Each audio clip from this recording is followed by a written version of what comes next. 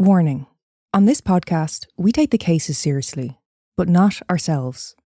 Although, we may attempt to lighten the mood at times. Our episodes contain graphic descriptions that some listeners may find disturbing. Listener discretion is advised.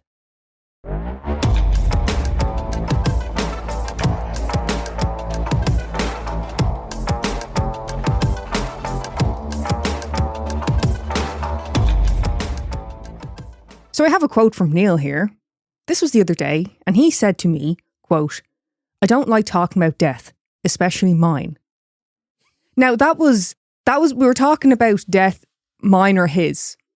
And especially yours upsets you. Oh, I said it about me? Right. For the listeners, the other day, we were talking about if one of us died, would the other one continue on with the podcast?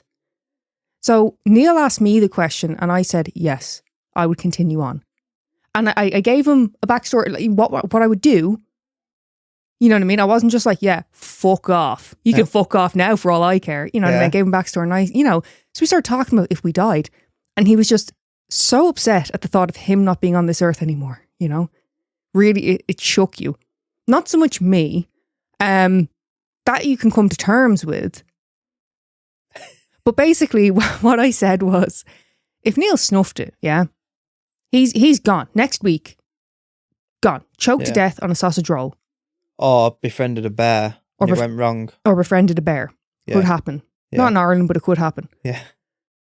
I said, I will continue on the podcast, but we still need the dynamic that we have. Be a completely different show if I did it on my own. So what I would do, I would get all of Neil's reactions. I'm going to clip them all from previous episodes. So when I'm telling the case, I'm going to punctuate it with Neil's previous reactions. That's not a bad idea.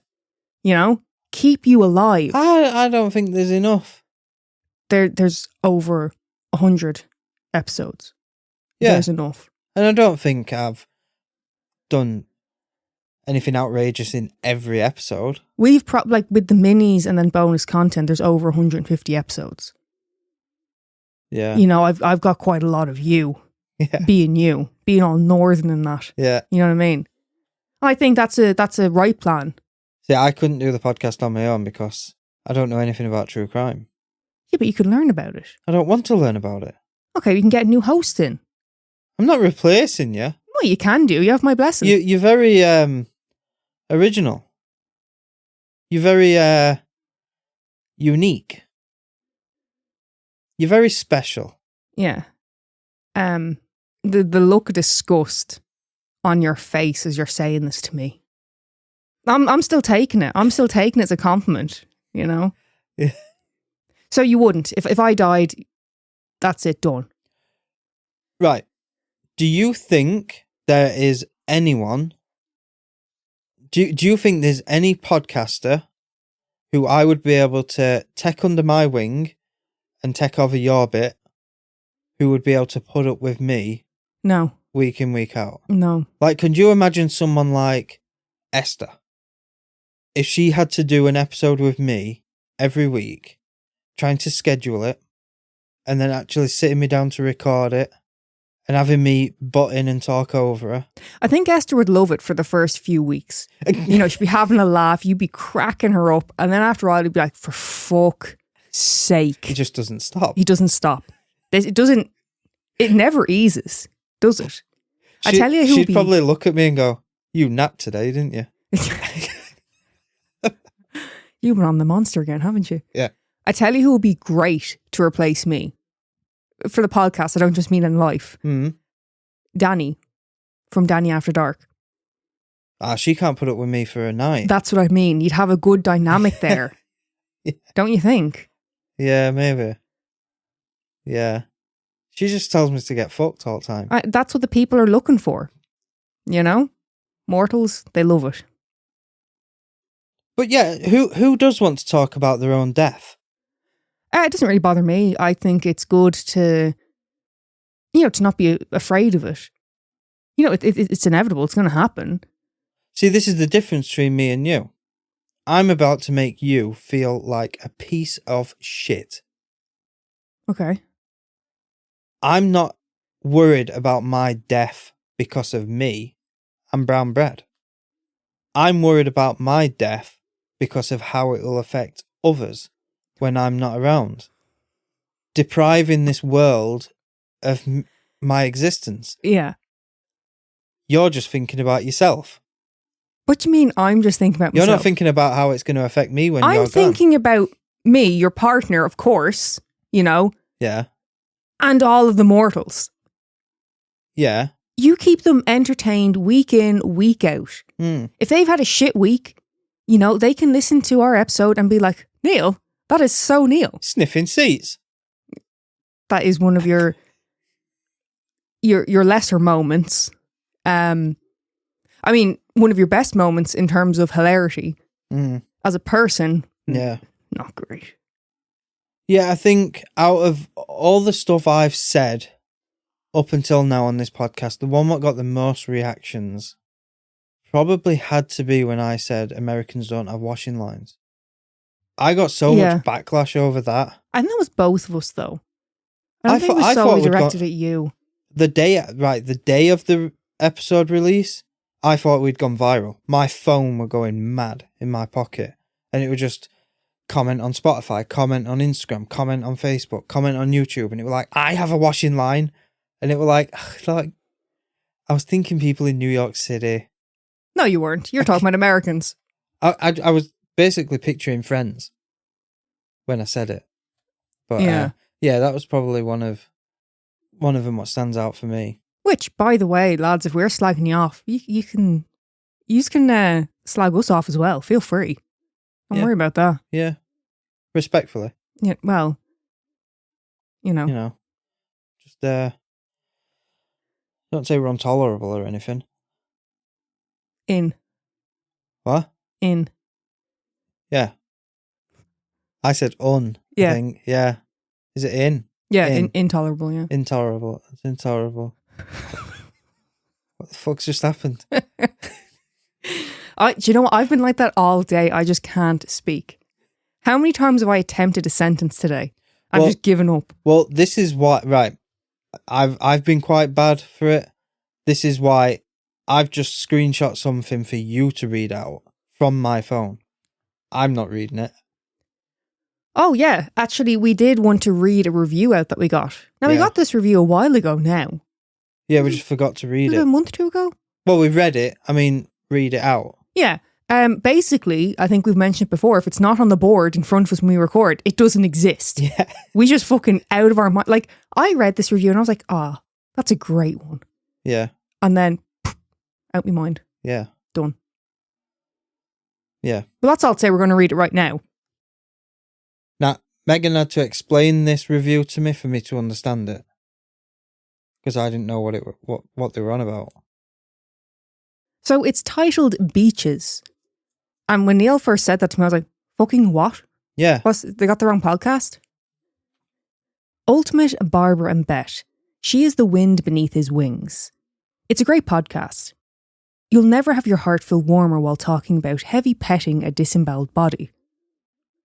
Neil is a great foil for no-nonsense Megan. It's fun, it's brash, it's sensitive, it's smart, and stupid. It's genuine. When I see a new episode, I'm happy. Stop looking. You found a home for every mood. It is swearing and adult content. So it's the perfect podcast for your teenage son to learn non-toxic masculinity and unquestioning acceptance from a couple of weirdos from across the pond. Now, isn't that lovely? It's one of the best we've had, I think, for descriptive. What's that? What's what? The way you just looked at me and went, Did I say the word wrong? No, I know what you're getting at. Descriptive. Yeah. Yeah. Yeah. But it is. No, it is, yes. But you were looking at me like you were about to take the piss out of me. No. The bit I take from that the most, because you had to explain to me about Beaches is a film. The word what stood out to me in all of that review was the genuine bit. Because we are. Do you know what stuck out for me? This is you and this is me. I am me, yes. Yeah. No, it was a great review. I loved it. And yeah, we are all of those things. Yeah. I am me. You are you. Yeah. The heavy petting a disemboweled body. That was the bit that stuck out for me now. Yeah. And what were the toxic masculinity? Who's that on about? We're not. They're saying we're a good influence on the younger generations. Look at us go. Oh. It's Because a I'd say you're compliment. masculine. I'm masculine. Like Yeah. a masculine energy. What? I have a masculine energy. Well, I've just said you come from good stock. Like, you're built a bit. You look like you can take a smack. Yeah. It's a compliment. Yeah. No, see, it would be a compliment, but I'm not in shape at all. I can't lift for shit. No, but you were born like it. What? You were born like it. I was a bigger baby. Yes. Well, you're like £10. I was 9'9". 9'9". Tore my mother in half. At Arizona State University, we've made online education better, smarter, and more personalized so you can go further in your aspiring field. I decided to pursue medicine once I realized that ASU did have the online program for biological sciences. You're still required to learn the same curriculum. You're still being tested on the same content that anyone would be tested on in person. The comprehensiveness of the program prepared me so well for medical school. Explore over 350 plus programs at asuonline.asu.edu. So, what have you got for us today? Today we are going to be talking about serial killer Michael Madison. Never heard of them. Wait, in either like the Madden? What? In either like the Madden? Mad one. What? The mad one. Yeah. Like, Which one? Madison family. Is that what they went by? They had an house in GTA 5 and it was one of the victims' houses. No, you're thinking of Manson murders. And it wasn't their house. It was the house where murder took place. Well, murders took place. I literally just said the victim's house. What? I literally just said it was the victim's house. Oh, I thought you said they had a house. No. I said there was a house on GTA and it was the victim's house. Oh, apologies. Wait, so this one isn't him? No, I Right. said Madison, Yeah. not Manson. Manson. Okay, that's where I'm getting it wrong. I thought it was Madison family. Michael Madison was born on the 15th of October 1977 to parents Diane Madison and John Baldwin. The pregnancy was not planned. His father denied paternity and was never a part of Michael's life. So Michael was left to be raised by his mother, who was not a great parent and did not have a great childhood herself. Her mother, Michael's grandmother, had left Diane's father when she was still young, and she supported herself through sex work and struggled with a heroin addiction. Oh. So unfortunately, it seems we're seeing this lack of parental care and guidance filter down through the generations. Yeah, but you, like, statistics. Wow. Statistically, Yeah. even. You'd think on average someone would be better off being brought up by a single mother than a single father, emotionally. Where are you going with this? Well, I'm just wondering where it went wrong, because he was brought up by his mum, Yeah. not his father. Well, I mean, mother or father, being a single parent household, I mean, it must be incredibly difficult. Yeah, but like all I learnt from my dad was how to lose my temper. I mean, point proven. And that was a 2-parent household. Yeah. And, still fucked. Yeah. There is no right answer here. Yeah. As a child, Michael was rarely given the opportunity to socialise with other children. And those landmark moments such as birthdays or holidays often went by without any kind of celebration. That's rough. I think kids, being around kids is more important than people think. Oh, yeah, of course. Yeah.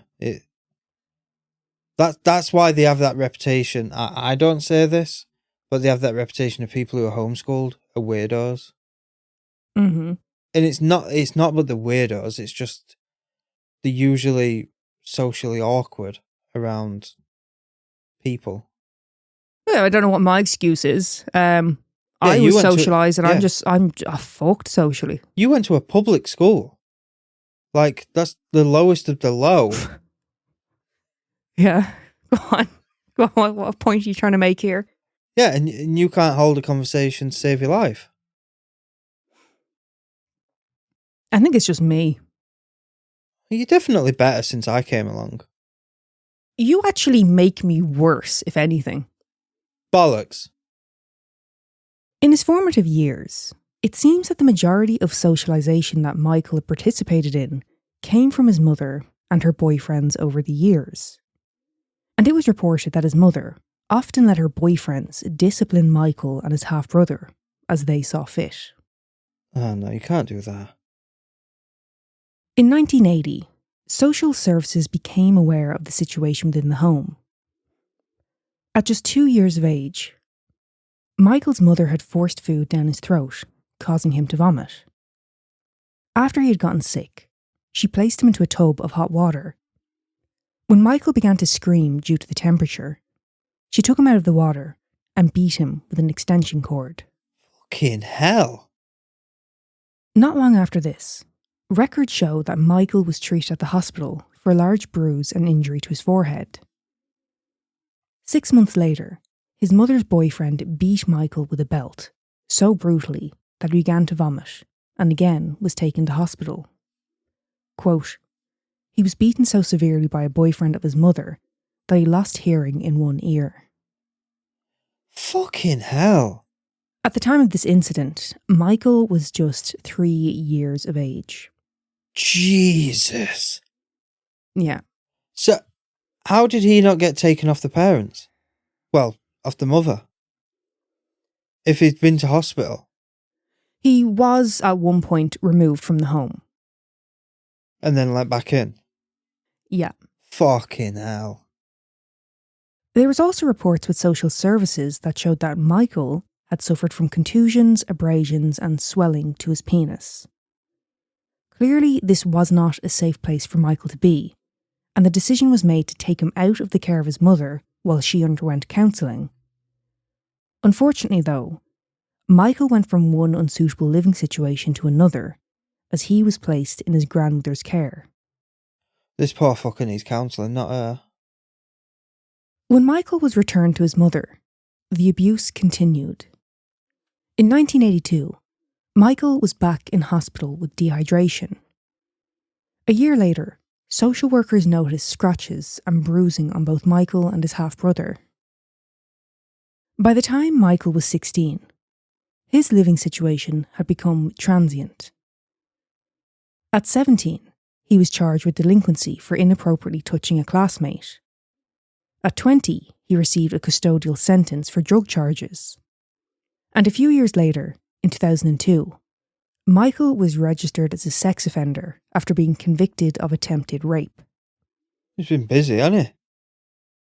The year previous, Michael dragged a woman off the street and into a backyard in order to sexually assault her. Michael fled the scene as nearby police approached. For this attack, Michael was sentenced to 4 years in prison. 4. Mm. Like, I don't get... We've said it in so many episodes about so many different cases, different crimes. I don't understand how they work out the sentence. 4 years. Mm-hmm. Dragged a woman to sexually assault her. Mm-hmm. 4 years. Mm-hmm. And I feel like depending on where you are, they throw a hell of a lot more charges. You know, they would count it as kidnapping and shit. You know what I mean? They'd be like, whatever they can, they're going to throw at you. Yeah. Which, you know, like, given the upbringing Michael had, the drug charges don't massively surprise me. He's probably just following a pattern of behaviour. Yeah. The attempted sexual assault and inappropriately touching a classmate? No, Michael. Yeah. No, like, come on. Like, and people might try and use the argument of, yeah, but he was sexually assaulted. Yeah, but if I was sexually assaulted, the last thing I don't get how that mindset works of, well, it happened to me, so I'm going to do it to other people. Like, you'll get people trying to victimize it and be like, it's the norm to him. Mm-hmm. No, it's not. You know it's fucking wrong. Mm-hmm. That's why you're hiding it when you fucking do it. Yeah. Yeah, no, that is going to come round a little bit later, that kind of viewpoint, because we have debated it ourselves regarding other issues. Yeah. Now, jumping forward a few years, on Friday, the 19th of July, 2013, police arrived in a neighbourhood filled with abandoned houses. They were there to investigate a report of a foul odour emanating from within a garage. They enter this garage and find the decomposing body of a woman. Police check the lease on the property, and they see the name Michael Madison. They then obtain a search warrant for Michael's apartment, where they find, quote, further evidence of decomposition. Whatever that means. But, you know how you said they're abandoned houses? Mm-hmm. Why is there a lease on it? No, the neighbourhood is filled with abandoned houses. Oh, okay. They later find Michael at his mother's house, where a 2-hour standoff ensues. But they do manage to take him into custody without incident. The day following the gruesome garage discovery, police find another body hidden in the basement of a nearby abandoned house, and then another in the backyard. Quote, everything was in about a 250-foot proximity to where he lives. So, of course, uncovering the remains of 3 women within such close proximity led investigators to question just how many others were there yet to be found. Bit lazy, innit? Doing it on your own street. Yeah, and that's the whole thing. If it's right there, you're kind of thinking, well, what else is about? Yeah. Is there anything he really doesn't want us to find? Yeah. Like the ones what always scare me when you think of like serial killers or serial rapists is truck drivers, long distance truck drivers. Yeah. They're the ones what freak me out the most because say if it's in America, they could literally, one could happen in Texas. Mm-hmm. A couple of days later, one happens in Florida. Yeah. Then one could happen in Colorado. Yeah. Oh, they're shifty bastards. This guy can't even shift off his street. No. Like, yeah. I was actually thinking about doing, kind of like the roundup episode and cover a few different trucker killers in the one. Mortals, let me know if you think you'd like to hear that episode. I'll be covering your father as well in the episode, Neil. What do you mean? Old Sutcliffe over there. Well, he's not over there anymore. He's dead now, but, That's not me fucking... Stop. Allegedly. Right, stop it. What? Stop it, because... No, because it'll start going around Instagram and stuff, but That's my hope. dad was fucking Sutcliffe. That's my every hope. I'm trying to get the ball rolling. Literally, the only thing we have in common is from Yorkshire. Yes. And he's got dark hair and a beard. That is it. Yeah. But also, for people who are just hearing the words, they know that your father was a truck driver from Yorkshire at the same time. I don't even think he had Italian in him. What? I don't even think he had Italian in him. But the Italian comes from your mother's side. Don't worry about that. We'll talk about it on the episode about Sutcliffe and his truck driving ways. Yeah. Yeah. Don't worry about it. But stop saying it's my father. No. Because people will believe it. On the Sunday evening, police and about 36 volunteers searched along the railroad, across yards and through 40 vacant properties. Cadaver dogs were also brought in to aid the search, but found nothing. With no other bodies materialising, Mayor Gary Norton said, quote, hopefully, we pray to God, this is it. And it was. One volunteer said, quote, it doesn't make the city look good, but as far as everybody coming together, it's beautiful. And I got to be honest, I really do feel for... You okay, Neil? Yeah, no, it's just that doesn't make the city look good. Oh, I'm sorry, but people was murdered in your fucking city. That's their first thought. Oh, it doesn't make the city look good. Who gives a shit? I get what you're saying. The quote out of context sounds a little bit off. Sounds off in context. But you don't know the context yet. It's what he's just said. You don't know the full context yet. Oh. Well, Neil, you've got to remember that within the space of a few years, people within this area witnessed some of the most shocking crimes unfold. Within this area, there was Anthony Sowell, who was the serial killer. Mm. They had Ariel Castro. He was the man who abducted the women. Do you remember the various women and kept them within his home for years? And now they have Michael Madison, yet another serial killer. Right. So when you look at it like that, for them to have their city constantly getting these, like, not bad or violent report, like this, like serial killers, like rapists, abduction, you know, the worst of the worst, like boom, boom, boom about your city. I can understand when she says, it's nice to see us coming together. Yeah. But out of context, it's very like, oh, slightly off. I would have been more like, we're going to up our police force. We're going to up our police presence. Reassure the people of the city. Are you okay? Yeah, I don't know what that means. What do you mean? What was one got to do with the other? Well, of course it's relevant. How like, so? Bloody relevant. Well, this is a volunteer just saying, you know, our city has gone through some shit, but I'm glad to see us coming together. Yeah. And now you're saying you'll reassure people that they're going to up the police presence. Well, I didn't realise it were a volunteer. I thought it was like a mayor or something. No. Okay, well, I would be protesting for him to up the police force. I'd be like, they're moving over here to do the killings. The medical examiner noted that the bodies were in advanced stages of decomposition and that it would take days to be able to identify these women and the causes of their deaths. With the help of some tattoos, fingerprints, dental records and DNA testing, these bodies were later identified as 28-year-old Shatisha Sheely, 38-year-old Angela Deskins, and 18-year-old Sherelda Helen Terry. 18. A baby. Fucking hell. Sherelda was last seen leaving the elementary school where she worked on the 10th of July 2013. Angela had been reported missing the month previous. But Shatisha, she had been reported missing back in September of 2012. Sherelda Terry's grandmother described her as a good girl. She kept in regular communication with her family and attended Bible study groups. A loving girl who often showed her affection through hugs, something that her family often teased her about.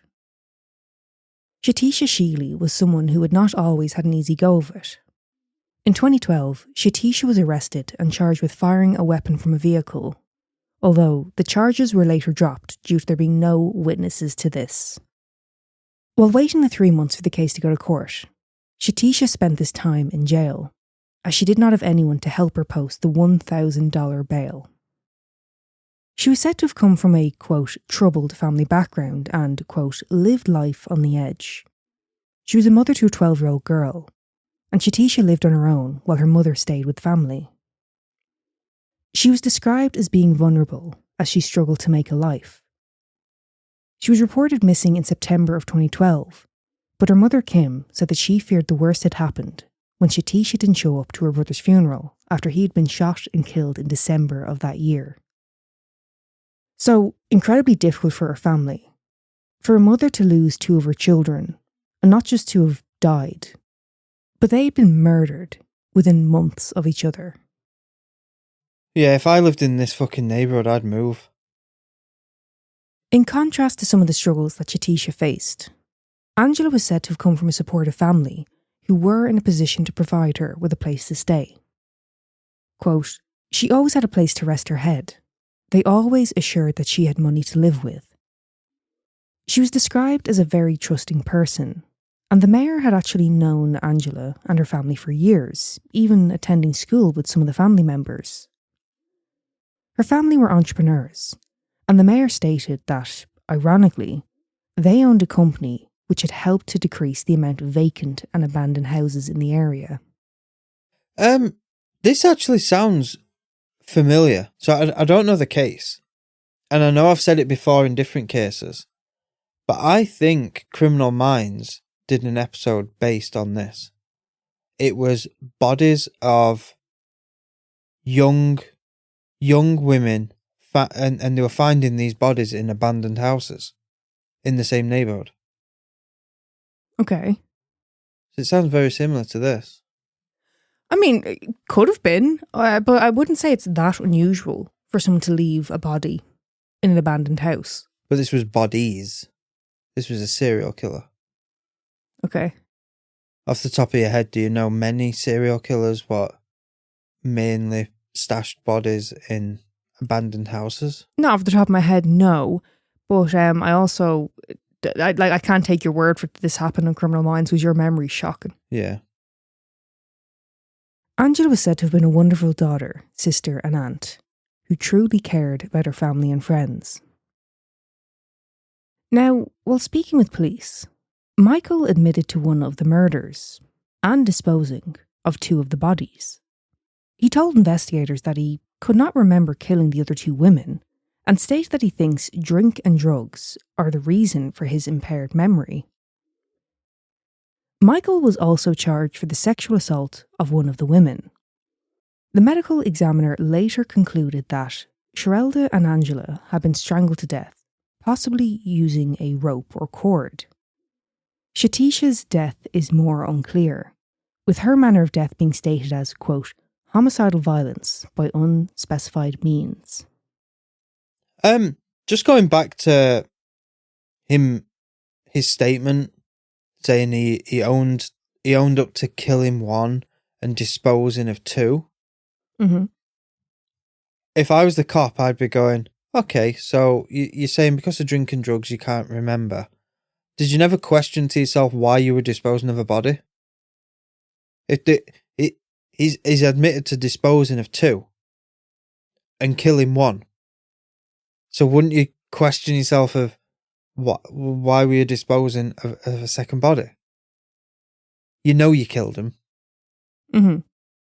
Stop fucking just trying to play a card. I don't even know what card it is. To be honest with you, I mean, there's every chance he was lying. Yeah. But I think it is possible that Michael doesn't fully remember. Because I find it quite odd that he would admit to disposing of two bodies. Yeah. You know, surely he would just confess to the one body found within the property he was leasing and be like, I don't know anything about the other two women. Yeah. Yeah, unless his memory's that shit, he couldn't remember what he'd owned up to. Well, with the previous abuse that Michael had suffered in childhood, he doesn't actually remember a lot of it. Oh. Yeah, so that kind of trauma, he's blocked out a lot of that trauma. So I don't think it's out of the realm of possibility that whether it's partially blocking things out that he doesn't want to remember, or, like you said, drinking drugs, impairing his memory. Yeah. Following the murders, Michael contorted their bodies into a fetal position. He then placed them into bin bags and covered them with tape before hiding the bodies in the various locations mentioned. While the search was being conducted, the chief of police cautioned those who were helping.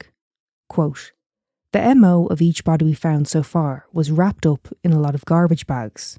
So if you see anything, and it might not look like a body, but it could be, because each bag, the way each person was in a fetal position, it didn't look like a person could actually fit in the bag.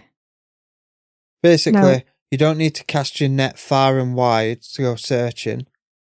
They're in this neighbourhood. He doesn't really go past this neighbourhood. But it's not really about that. It's much more about, you know, you could look in the corner and see, you know, a bin bag. Yeah. And it's like he's having to prepare them for what you could potentially find. Yeah. A body's bad to find. A body that's kind of, like I said, been contorted. I kept reading people wording as folded. He had folded their bodies. Like, he's contorting them. Yeah, They weren't like that. They didn't pass in that position or anything like, you know what I mean? So it's basically... You're manipulating their body. So it's basically, don't look at something and think, nah, body won't fit in that. Exactly. And imagine having that said to you. Yeah. You're already volunteering to do this horrific task. Yeah. You know, I mean, fair fucks to every single volunteer. Yeah, it's fucking mad. Like, you've got to think a lot of these volunteers, they won't be prepared. They'll think they're not going to find anything. They will have it in their mindset, but I'm not going to find anything. I'm not going to find anything, or I'm going to find, like, you know, someone's shoe. Yeah. Or maybe a handbag or whatever. Yeah. Police Chief Ralph Spotts said, quote, "He really hasn't stated that there's any more, but he hasn't said anything that would make us think that there's not." So, like I said, it was the 3 women. Yeah. Those were the bodies found, and that was the total number. Yeah. But, you know, at that point in the investigation, they're thinking, Jesus, like, how many are there? And it was also theorised that Michael may have been influenced by the crimes of Anthony Sowell. So Anthony was also known as the Cleveland Strangler, and he was a rapist and serial killer who operated in, you guessed it, the Cleveland area. Comparisons were drawn not just because of the strangulation or sexually motivated aspects of the crimes, but also due to the poor level of effort that was put into concealing their crimes and the bodies being left within the vicinity of their living space. Within Anthony's home, the remains of 11 women were found. Fucking hell. Yep. Now, a neighbour of Michael's claimed that about a month previous to his arrest, he threatened to kill a woman in a similar fashion to Anthony. One of Michael's past girlfriends told police that he had a fixation with Anthony Sowell. She stated that he would regularly watch videos about the case, and she said that he felt sympathy for Anthony, even crying for him. Although he didn't appear to have the same level of compassion towards those who were at the receiving end of his twisted, violent acts. And people just let this happen. What do you mean, let it happen? Right. Say if we were...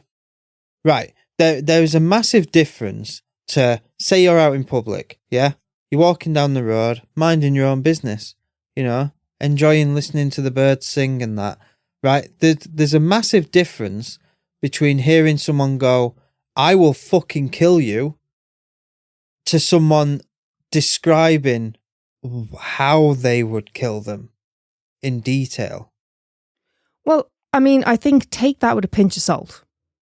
Because that's a neighbour saying, like, did he just say, like, I'm going to strangle you or something? Which I'm not saying that's okay.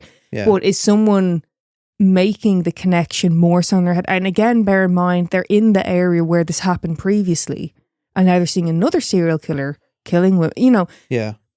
Are people putting 2 and 2 together? And, you know. Mm. Now, the girlfriend saying that's a bit more concerning. Yes. But you can't arrest someone for showing compassion for another.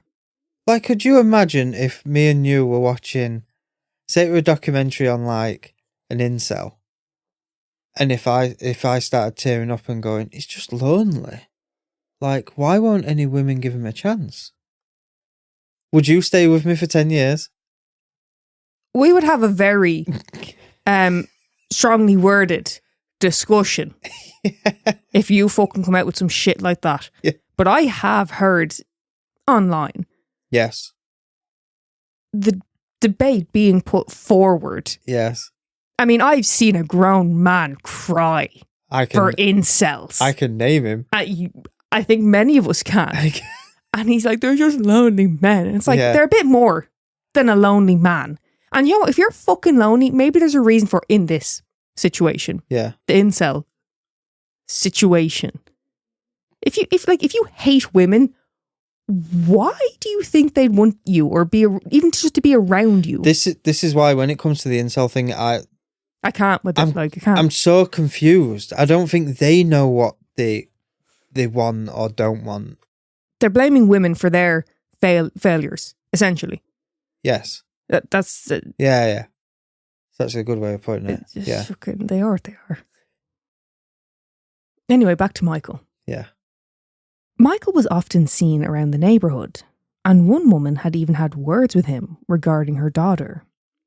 She later said, quote, "It's very scary, especially when he used to be talking to my daughter. But I told him he was too old to be talking to my daughter because she was only 19. When I found out how old he was, I said, you need to move on, she's too young."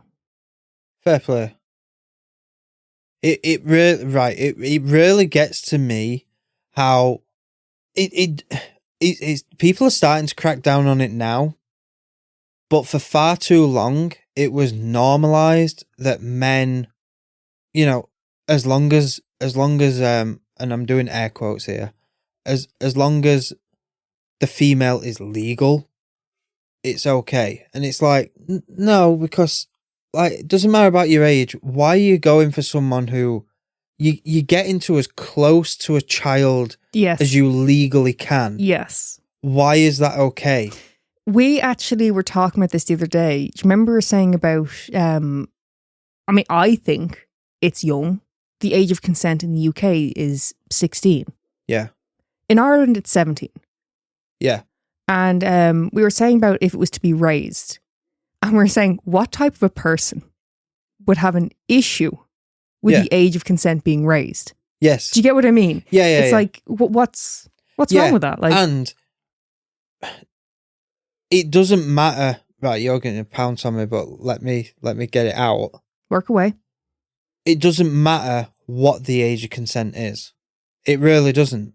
You could put the age of consent at 14, or you could put it at 25.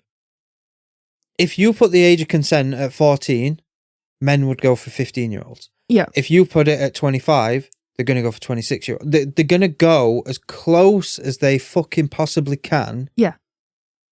And for it to be legal. Yeah. So make the age of consent, like, me personally, I think the age of consent should be like 22, 23. You're just looking at me. Why 22, 23, out of curiosity? Because I think right. So most countries where it's the older end, it's 18. I think they're still a teenager. Get them out of teens. There's too many fucking weirdos who are just going for, well, it's still legal. I think 16 is wild. Yeah, It's very young. Yeah, like I never saw it as a problem because I was British. It just seemed normal. Yeah. You leave school, you now can get married, and you can have sex. Hey. Well, like, I'm pretty sure it's the same in the UK as Ireland. As far as I'm aware, it's 18 to get married. 16 you can, but you have to have a guardian's permission. Yeah. It's... Yeah. I don't know. Maybe there's something I'm not thinking of here. I do think there should be kind of like a grey area. Because, it's a year or two between people going out. Yeah. If you had a 16-year-old dating a 17-year-old, then technically that 17-year-old is doing something... Well, no, sorry, not 16. If you had a 15-year-old dating a 16 or 17-year-old, yeah, it's not a bad age gap. That's fine, in my opinion anyway. Yeah. But technically, that 16 or 17-year-old is doing something they shouldn't be doing. Yeah. In the eyes of the law. It's a bit like what we were saying yesterday as well. Like, so when we first met, I was 26 and you were 20. Yeah. That's okay. But when I was 16, you was 10. Yeah, that's fucking weird. You dirty bastard. Yeah. What is wrong with you? But see, saying that, if we had met a year younger, it would be weird. Yes. Because it's 19. Yes. You know what I mean? But this is what I mean. I think it has to be out of the teens. Yeah. 21. 2021, I think. Yeah. I'd say fair. That's one thing the Americans got right with the 21 for drinking. And yeah.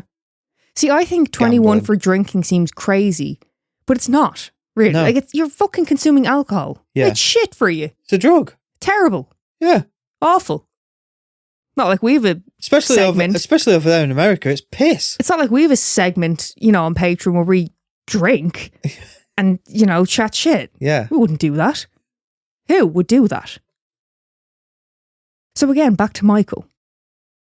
The neighbour who had initially reported the smell of decomposition said that he had once got into an argument with Michael over the driveway, and that he had also witnessed his behaviour with others. Quote, "From what I know, he was an okay person when I first met him, and then from there, he actually had a lot of conflicts with different girls that he knew. They usually do. When he's real upset with someone, he gets real loud. You could hear him from like 2 blocks away. After my conflict with him, I always watched him. I never turned my back, because you never know." So he's seen some shit from the sounds of it. Yeah, but I'd also be watching him if I was a cop. Why is that? Just because he was in close proximity? No. If I was a cop, right, say I'm a cop, and someone phones up and goes, "I want you to check out my neighbour." "Oh, why is that?" "Well, there's a smell of decomp coming from their house." I'd be like, "How do you know what fucking decomp smells like?" Well, I don't know that he said there's a smell of decomposition. That's There's exactly a smell what you just of said. advanced... No, I didn't. Oh. He reported what was the smell of decomposition is what I mean. I'm not saying he went, "Hello, police. Okay. There's a body in the advanced stages of decomposition. Please come now. Quick. Get the sirens on. Okay. Lights, everything." Okay. I took it literally. Wow. Yeah. I took it literal. Literally. I took it literally. Litter. Literally. What is... I took it literally. Or you can be like, literally. Is literally easier for you to say? I took it literally. There you go. I took it literally. Literally. Literally. That doesn't sound like a word anymore now. The chief of police said, quote, "A lot of people knew him and saw that he was a troubled individual. And now, we're getting tips from even females saying that they were in his house and they got away, but never said anything." On the 22nd of July, 2013, Michael was charged with 3 counts of aggravated murder. His bail was set at $6 million.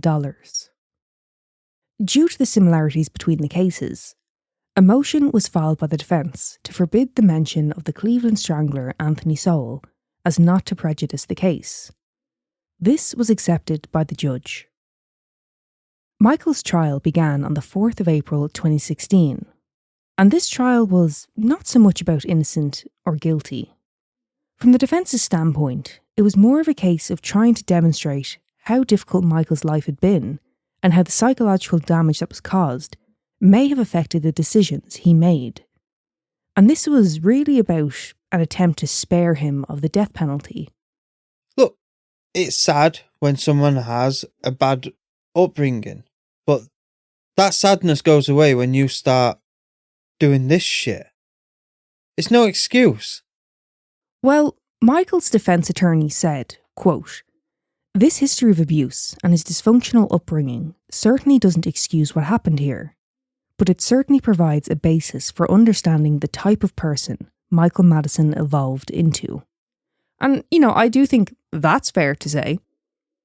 We're not excusing what he's done. We're not justifying the crimes. Yeah. But we need to look at what's really going on here, what's causing a person to make these decisions. Yeah.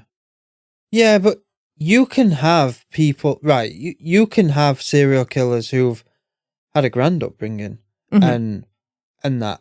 So I think that's why I said what I said before is that goes out of the window about what happened to them in their upbringing, because if you look at other serial killers, it's not the case. So it's got nothing, it's as if these serial killers use that as an excuse. They're like, yeah, but I had a bad upbringing.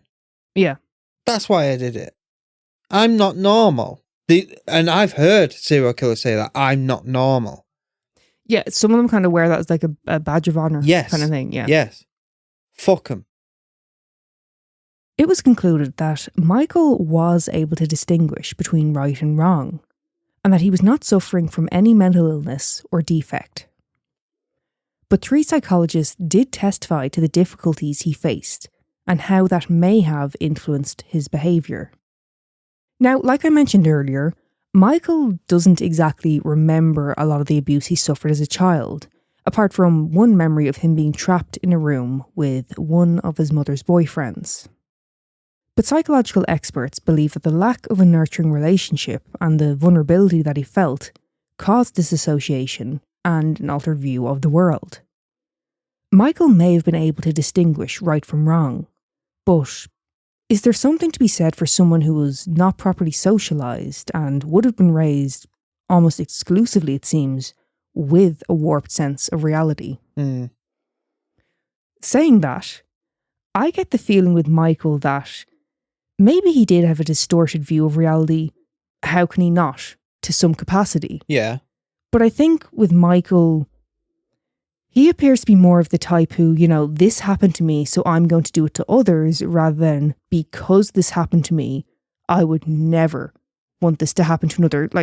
Basically the point you were making. Yeah, exactly. And like I mentioned earlier, we've had this discussion many a time, usually in relation to people who hit their kids. There's the whole "it never did me any harm" brigade. They love to come out the woodwork. And it's kind of like, well, you're defending the beating of children. So maybe it did. Maybe it did do a little bit of harm. Look, I'm not a parent. I don't know. I wasn't hit as a kid. I was. Exactly. We come from the 2 different arguments of it. Yeah.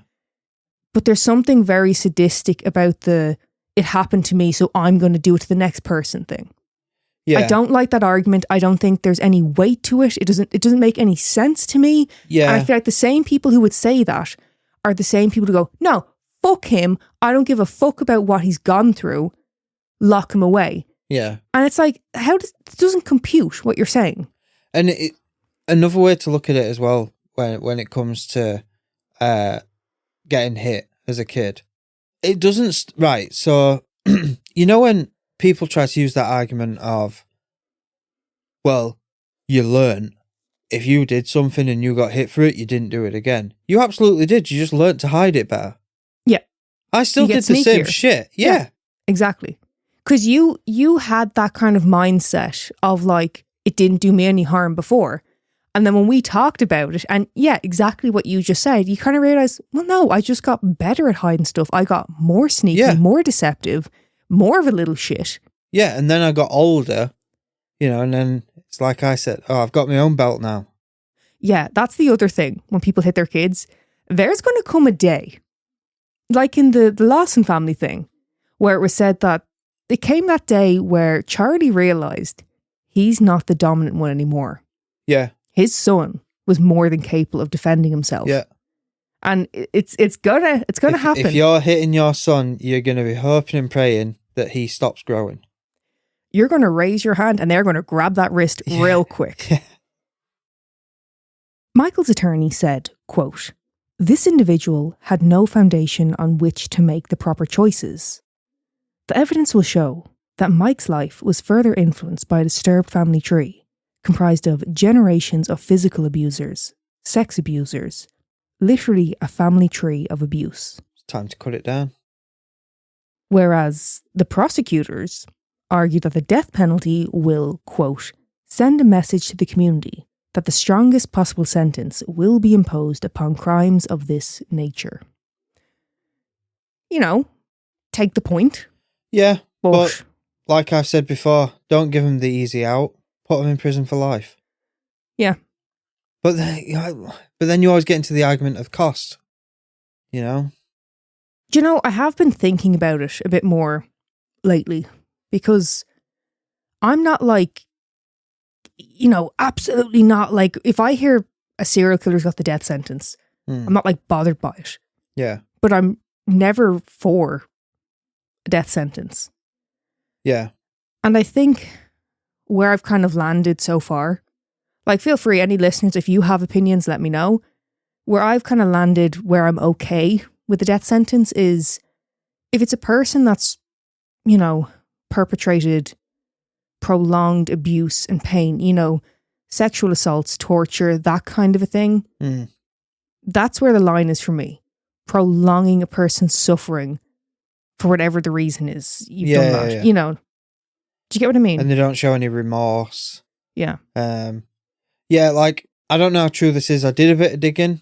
So in America, to have someone in prison, it costs 60 grand a year. With all the food, clothing, everything. 60 grand a year. So they need to weigh that up as well. Yeah. Is it easier to just... During the trial, 2 former girlfriends of Michael would testify, with one of them stating that he had said to her that he, quote, hates the female species. So just in case it wasn't already apparent, I think Mikey has a little bit of an issue with women. Yes. Just a little. Tad. Yeah.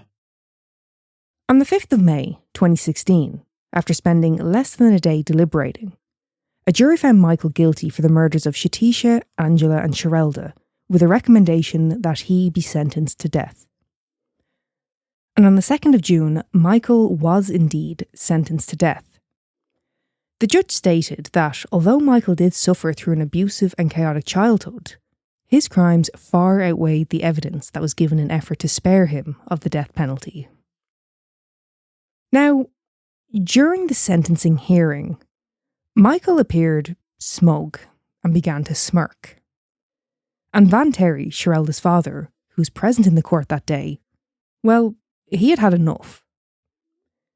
Now, you'll quite often hear how he approaches Michael described as lunging. Neil, this man flew over the desk towards Michael. Dolphin dived. He hurled Yeah. his body in Michael's direction. So what had happened was, as Van was giving his victim impact statement, he said, quote, right now, I guess we're supposed to, in our hearts, forgive this clown who has touched our families, taken my child. Now, as he's saying this, Van glances over towards Michael and he sort of pauses.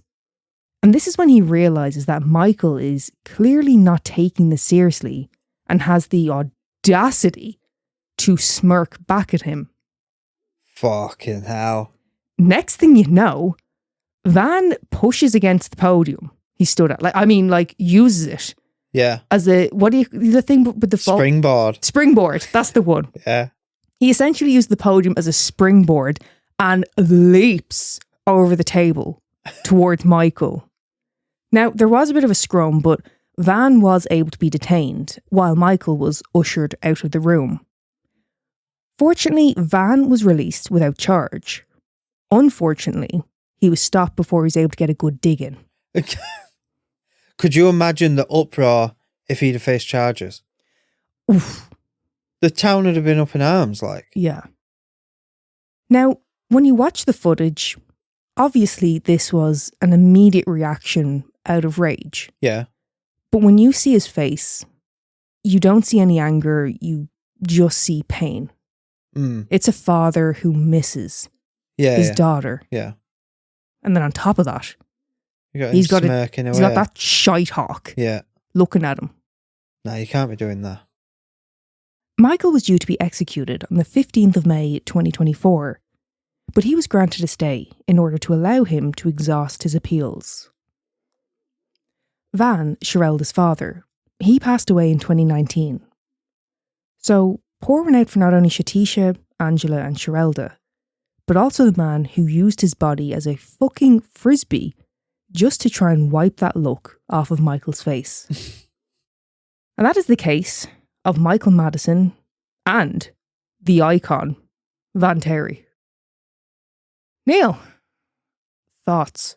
Yeah, like that annoys me when I hear that, exhaust their appeals. And it's like, look, are you going to give in? No. So just get it over with. Get it what? Get it over with. Like they're not going to change their mind. Yeah. He's been found guilty of murdering all 3 of them women. Yeah. He's shown no remorse. He's actually been smug about it. Mm. So just get it over with. Yeah, but there's a process, you know what I mean? But there shouldn't be. I agree with you when it comes to something of this severity. A judge should be saying, other than this is the process, a judge should be saying, give me a reason why you should be allowed back in this court to appeal. Give me some good evidence. You ain't got any? Right. Well, the thing is, I say I agree with you, but I don't entirely. And like you said yourself, you prefer the idea of a life sentence over the death penalty. So would you not be happy for Michael to appeal it and be sentenced to life, or do you not want that because he's getting what he wants, kind of thing? No, this is one of them things I'm always going to flip-flop with it because... Yeah. No, but I think that's fair with this because it's a difficult thing. It's not yes or no. Like, you want them in prison for life so they suffer for what they've done. But then when you think of the cost for just letting this person breathe oxygen, it's just like... Yeah. I don't know. I don't think I'm ever going to be able to say whether death penalty should be a thing or not. Because it is a lot of money just to keep these fucking wankers alive. Yeah. Yeah, but that's what I mean. Like that's kind of where I've landed when it's a case of you want to prolong a person's pain and suffering. I find it very hard to argue against it. Yeah. Very fucking hard. Yeah. But yeah, I don't think there is a right or wrong. Yeah. In my mind, at least how I feel at the moment. I'm always like open to hearing people's argument for or against it though, because I don't know. Yeah. I really don't know. That's what I mean. It's like that's the way I look at it. If someone's like, I'm dead against the death penalty, the first thing I say is, okay, but where's the state supposed to get the money from to house all these prisoners? No, I know what you're saying to do with housing, but then you've also got to look at the money it costs for the appeals process and all of that. Get rid of it. What do you mean get rid? You can't just get rid of it. Well, in this day and age, if you've been sentenced to the death penalty, right, you think about, all these documentaries you watch on a murder case, and you watch how much work and effort have gone in from the detectives to get all the evidence they need just to get a prosecution. And then when they're found guilty and they get the death penalty and they appeal it, like I just said, a judge should be like, what are you going to show me that can fucking change this around? But there's also plenty of people who have been falsely accused. Years ago. What do you mean years ago? Well, still happen today. Not to my knowledge. There's plenty of wrongful convictions. Not for the death penalty. I don't think. We've literally covered a case, and that was years ago, but we've literally covered a case about a man being wrongfully convicted and sentenced to death. Yeah. That was like 1920s or something like that, wasn't it? But does that make it okay? And it's still happening today. There's still people being executed, and there's a question mark there. Yeah. So, oddity. Norman Bates, Italian style. Norman Bates?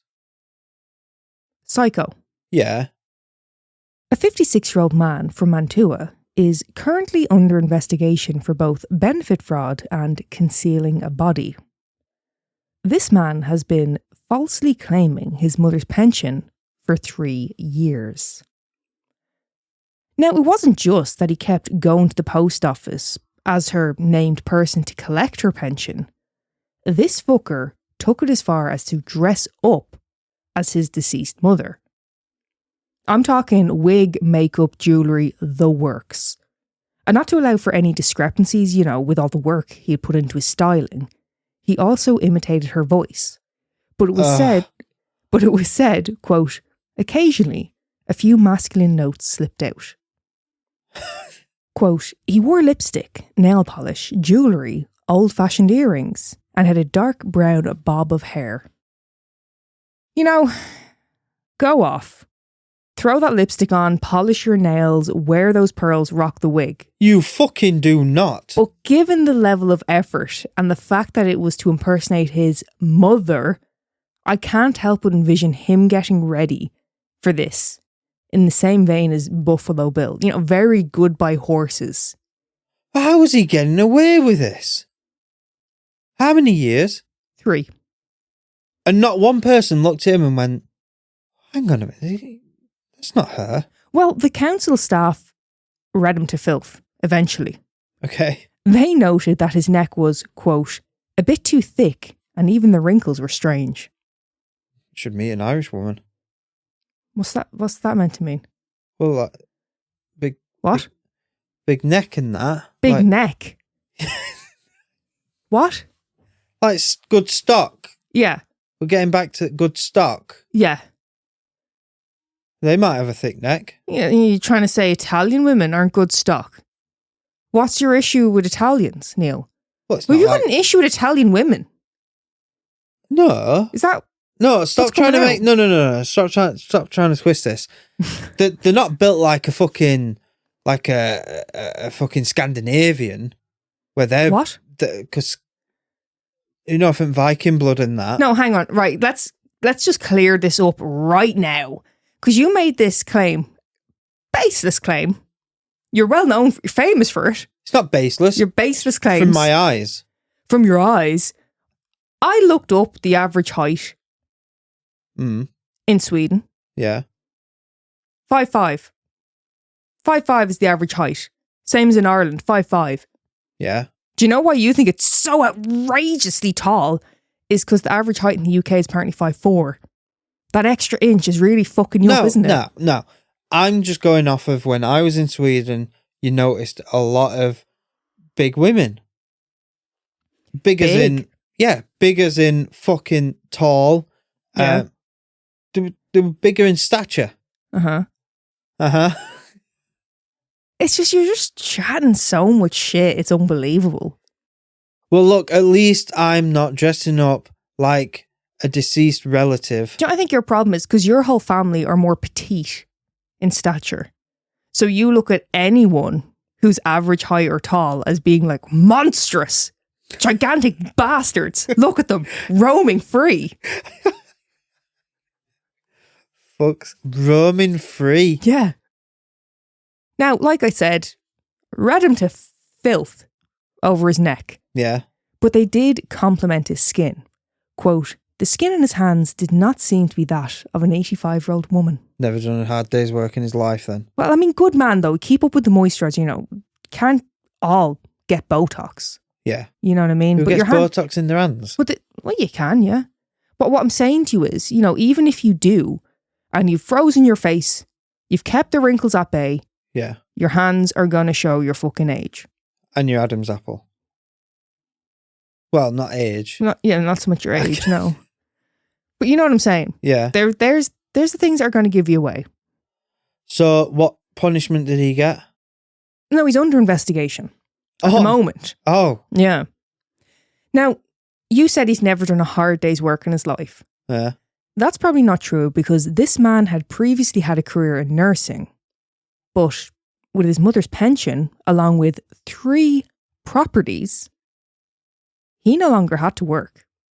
Okay, nursing. No, I meant like, somewhere where you have to swing an axe or, Well, be careful of that. Again, we're going back to the Lawson family. You know, you got to be careful Yeah. with that type of thing. Yeah.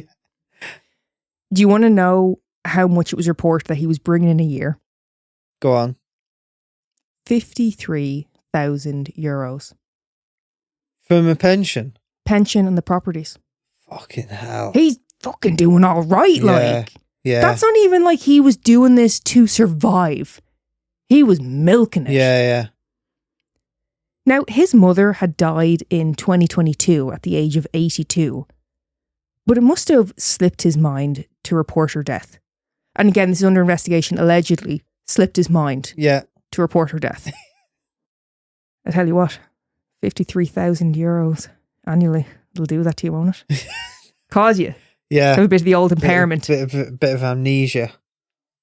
Amnesia? Is that right? Yeah. Yeah. Selective. Do you know what the other word what was in my head? Ambrosia. Oh, I love that. Yeah, no. I don't know how he went over 3 years, allegedly.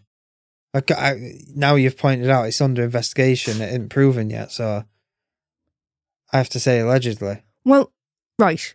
You're saying you don't know how he went 3 years getting away with it? Yeah. I don't know how he went 3 years with his living situation.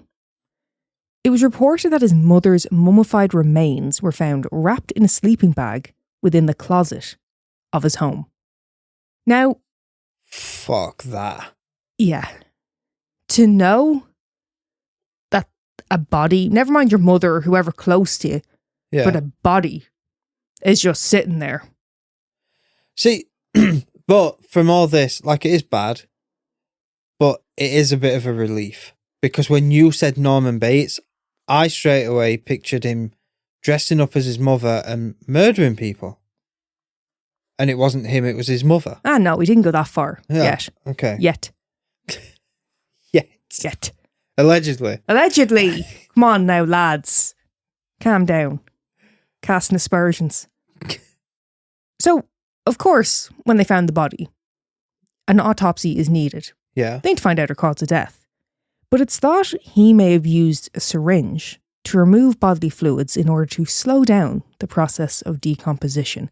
So he's thought this all out. He's done the damn thing. He's a nurse. Yes. So he's got his mate. Right, he knows what he's fucking at. Yeah. Now, I'm going to tell you the best part now. It wasn't just that he was wrongly claiming her pension. His mother's ID card had expired, and he was bold enough to try and renew it, dressed as her. Fuck off. No, I will not. It was the worker who was tasked with issuing the new card who copped onto the old Norman Bates over there. So, when she kind of got a little bit sus of him, she arranged for him to attend another appointment to finish some paperwork.